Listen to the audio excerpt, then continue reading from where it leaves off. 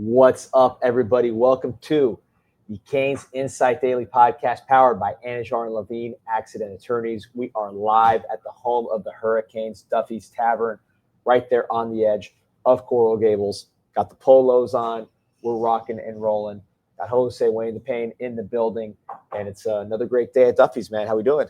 I'm pumped up, man. Beautiful Thursday morning here in the Gables, and just excited, man. Got this bye week. It's a little bit weird, right? We've had these ups and downs with these bye weeks. You have that adrenaline rush of game week, and then we're kind of chilling, ready to watch some football this weekend. But a lot to dissect still from that game, and of course we have Steve Kim on with us today. Steve always, historically does a great job of putting things in perspective. So excited to hear his thoughts on last weekend.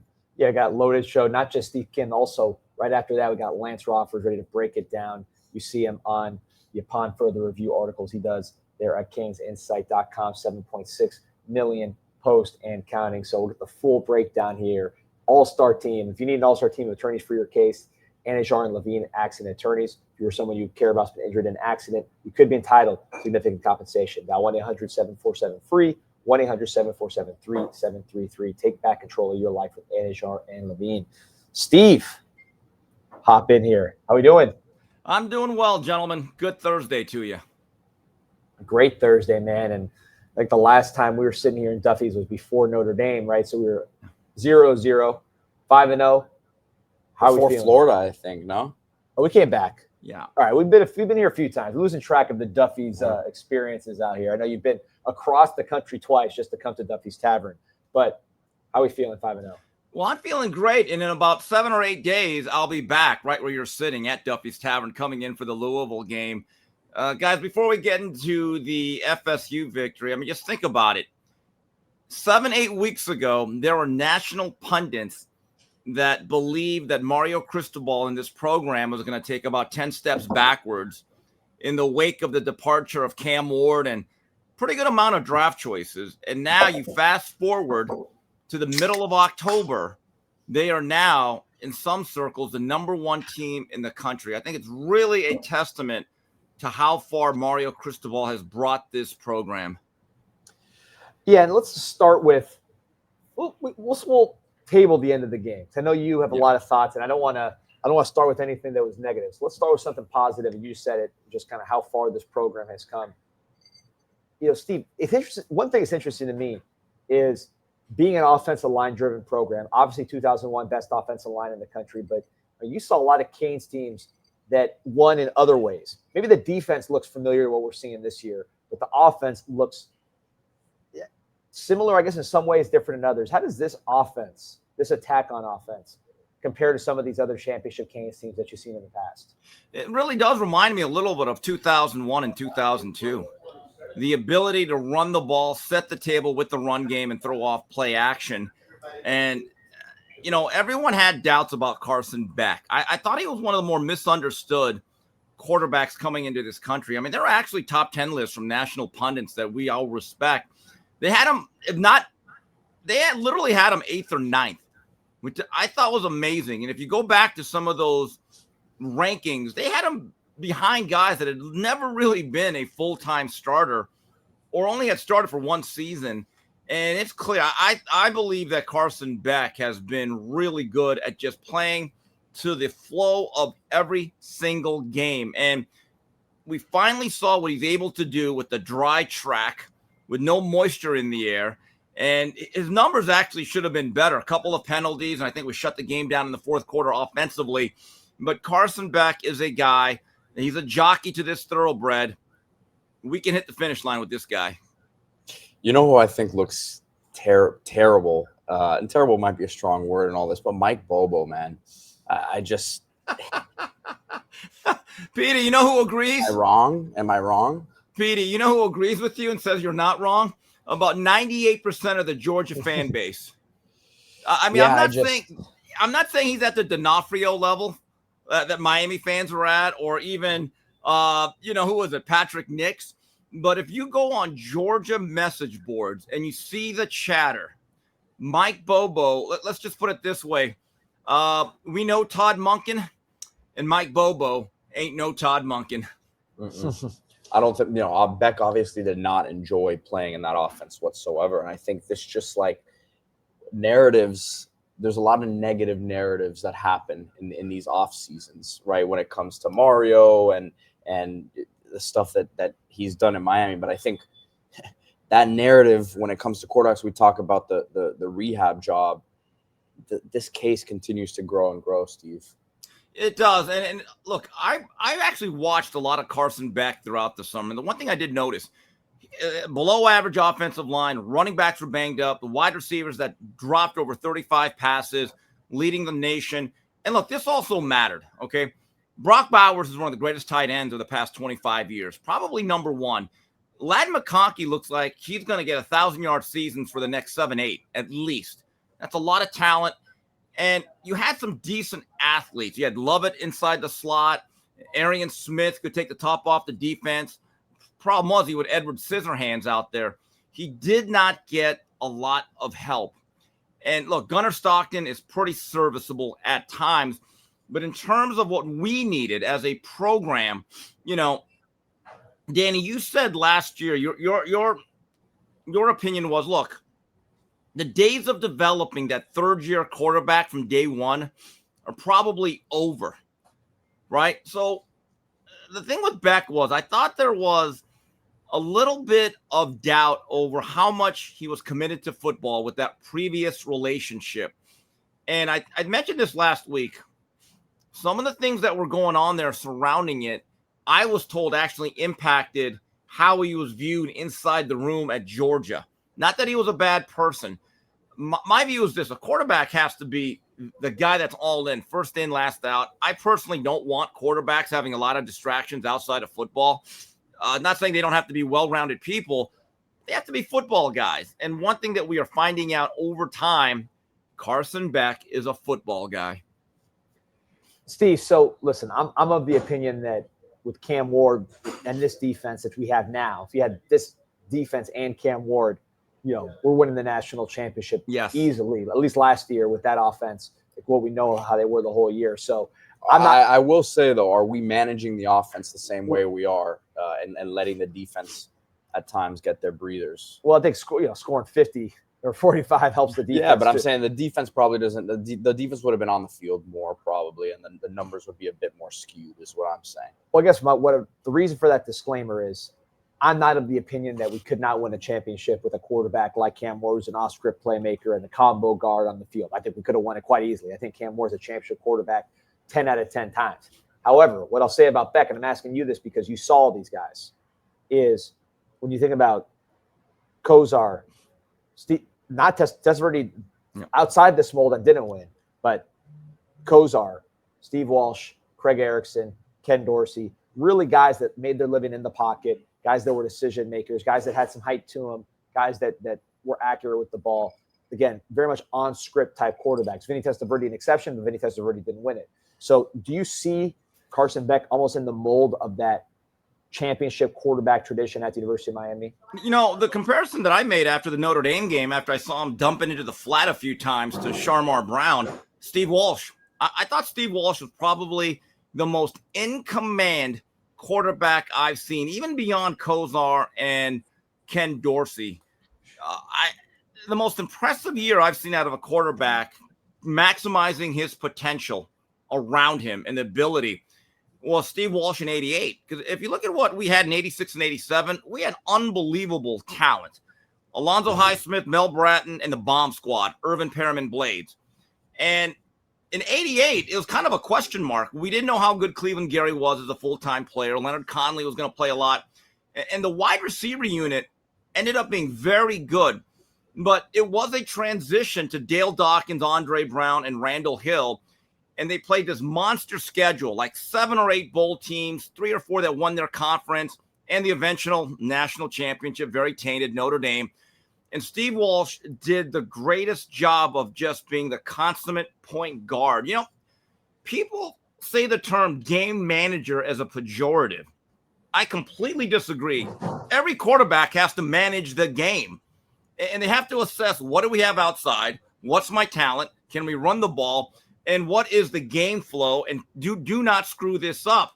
He did as good a job as anybody of understanding, even though I have a future Hall of Fame wide receiver and the playmaker and two other guys that had multiple 1,000-yard seasons at the next level, he was never really going to be able or have the freedom to throw the ball 35 times if you look at those box scores, right?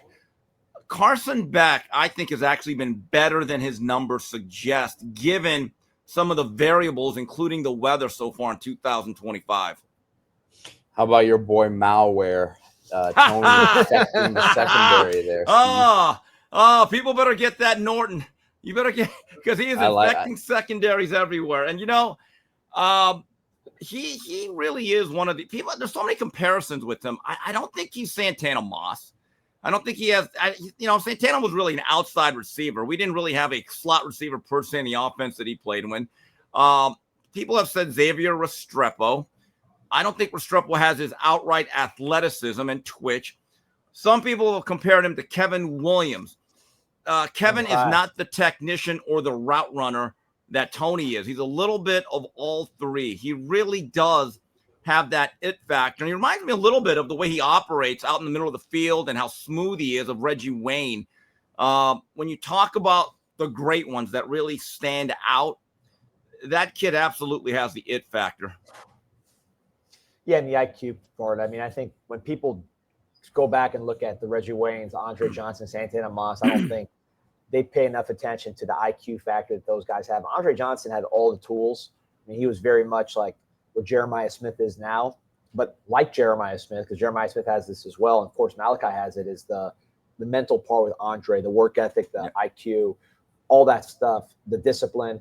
He has that in spades. So I think that's the biggest of all those guys. If you say what they had in common, different body types, different speed levels, etc., that's one thing you see in common. So I think when you're evaluating wide receivers, and I've been banging this drum way before Malley came on the scene, I'm going to continue to bang it now. If you're not evaluating the intangibles, the love of the game, the ability to work outside of practice at a high level, if you're not highly scrutinizing that with wide receivers, you're going to get a lot of busts, and you're going to miss on guys like this, who was a 3-star player. I mean, if you could believe. Guys, just his ability and the IQ to sit down in a nice soft space and not fade, that is such a help for the quarterback, understanding coverage.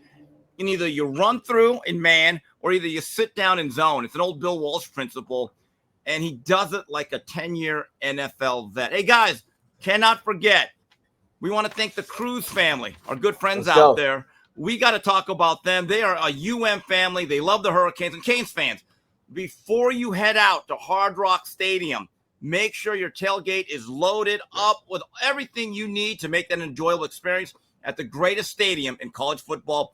Jensen Sunset Corners has you covered with all the best wine and spirit. Now, here's the thing. On game days at Hard Rock, the Asylum, the Madhouse of Miami, if you come in rocking your gear, any brand, you get 10% off that particular game day. So wear your orange and green, all non-sale items. Want to make that clear. Again, that is Jensen Sunset Corners, 8701 72nd Street, Miami, Florida. Love it. Downtown Glenvar Heights. There it is. Canes Cat loves it. St. Jensen. Steve, let's get to it. You're a guy who, with Coker, with Butch, you always were coining terms for end-of-game situations or end-of-game management. So it's a passion of yours. This has been a very discussed end-of-game situation, fourth quarter against FSU. Fortunately, we're discussing a position of having won. And I think really most of the people nationally understand this was a blowout. Fans left. It seems more of a consternation causing more consternation amongst Canes fans, because we don't want it to be a repeat situation where it causes trouble and you lose to a team that's actually good, unlike the Florida State Seminoles. So what are your thoughts on the fourth quarter of this last game? Well, I wanted an exclamation point, and instead we got kind of a period. And I want to say one thing. I was watching this game at JB's house, and right next to me was Henry Ramirez, best known for being the trainer of former heavyweight contender Chris Arreola. And he told me at 28-3 when Daniels took that touchdown, and he said, "Steve, this game's over." And I said, "No, it's not. Guys, We must have very short memories. I remember a Super Bowl that had that same score where the team with 28 ended up losing. I'm going to date myself. In 1994, in the fourth quarter, it was 31-3 Florida over Florida State. And before the age of overtime, you know what that score ended up being at the end of the game? 31-31. Nothing is over. And I kept saying, guys, we need one more score. And I'm going to say this about Mario. If you look at him on the sidelines, he wanted to pour it on. He absolutely did. Now, one of those drives was impacted by an Elijah Lofton holding call. And given the field position and the fact it was a 25-point game, I understand going really conservative and safe. Everything else, though, as soon as they scored that first time, I said, guys, get this offense going. Here's the thing. I understand what took place. I get it. You're not going to run 5 wide empty in that set, but you have to consistently at least get a few first downs. And no one can tell me that was okay. When you get outscored 19-0 in any quarter and you give up 188 yards after that masterpiece for 45 minutes, you have to work on that. In fact, Mario Cristobal and the players, this is what I like. They all understand that was not acceptable. If you want to be a championship level club, that is a habit. That is a lifestyle. You don't ever let up. And this is where the impact actually matters. So, guys, didn't Ruben Bain and Messidor play over 70 snaps each? Right? Yeah, like 76 guys, and 77. We don't have Hayden Lowe. We're a little thin up front, right? Every team is a little thin. You just get 3 or 4 more first downs in that quarter, you shave off about 4.5 to 5 minutes. And instead of having to play 77 snaps, they're closer to 60. That stuff adds up. And I'll tell you why. If we think that we have the team that everyone says we do, you're not just playing 12 or 13 games anymore. You're not even just playing 15. To go to the mountaintop, to climb Mount Everest, you got to play about 16 or 17 games. So I believe you have to play for blowouts. When I judge a fighter, the guys that absolutely end it emphatically with knockouts, I would much rather have that. And I judge those guys a little harder or much higher than the guys that just eke out split decisions. How you win actually says a lot about you as a football team. Yeah, and look, you get more playing time for your young guys, right? You develop your roster like Alabama did for all those years when you get these blowouts, and you could play your young guys in those games, not just FAMU or Bethune, during the conference play. We'll see how that happens during the rest of the ACC. I think you might have an opportunity for those. Devil's advocate, I'll say Miami, I believe, is covered every single game. So that's progress. But Steve, I essentially have said the same thing. You put it very well when you said you wanted an exclamation point, and there was a period there because, man, it just felt so different at the end of the game. Yeah. I agree with what D says, but you still look at the numbers. FSU technically outgained Miami. Not technically, they did outgain Miami. And we're talking a lot about the offense. How about the defense? I think what you're saying is, to your point, is some of the guys up front, because there was, there's not as much rotation there right now. You allow them to convert some of these, fourth downs. And look, to Florida State's credit, they were actually, moving the chains there. I think Miami, if you would have asked them and Corey Heather before the game, hey, you're going to get Castellanos in some of these third and fourth and longish passing situations. That's pretty much exactly what you would have asked for, right? So they didn't execute defensively there in the fourth quarter either. I would say we're focusing a lot on the offense, and the defense is hard to nitpick because they've been phenomenal this year. But I think, to your point about the guys wearing down a bit, we have to look at what happened there in the fourth. Peter, defense. I thought your post-game summation was perfect. I really do. Look, championship level programs would not be satisfied with the end of that game. And Mario wants to have a championship program. And I'm glad he's actually saying that fourth quarter was not acceptable. I still remember a great story from Mel Bratton. I was talking to him one day, and he said they were winning a game, but they were scuffling. And Melvin's in the huddle. Everyone's laughing. He looks over, and Jimmy Johnson's seething. And Mel Bratton gets back, puts his head back in the huddle. Hey, fellas, man, let's stop f***ing around. You see Jimmy? And he says, the bottom line was this. If Jimmy liked the way you played, you got steak. if he didn't like the way you played, regardless of the result, you got spam. So Melvin basically said, guys, how do we want to eat this week? And I actually looked it up. There was a game in 1993. This was Jimmy's back-to-back Super Bowl year. It was the 13th game of the year. And they played Minnesota at the Dome. And Dallas let up a late touchdown. It made the score 34-20. So the game was really over with about a minute to go. So it made the score 37-20, and Jimmy was pissed. It actually ruined the game for him. And people say, well, Jimmy, you're going too far. No, well, here's the thing. I actually think if you look at the really good teams, they don't have these quarters because it's a habit. I think this program's been so soft. Now we just take a victory. But with that said, I'm going to give Florida State credit. I think Castellanos is a scrappy competitor. He never gave up. He was running around. Our guys got tired. But to that point, it's been proven statistically, guys, and Lance Roffers could probably talk about it more than I can. No matter how dominant or talented a defense is, after about 65 plays, their effectiveness declines. Because fatigue it's not always about being a coward. Fatigue will break down your fundamentals. I see it in boxing all the time. And we left our guys out on the field too long. And there was a couple of drives where I said, Shannon, open this thing back up. You have to go out there and shave some time off the clock. And I believe our last 3-4 drives, none of them took even more than 2.5 minutes. And so that right there was not great situational football.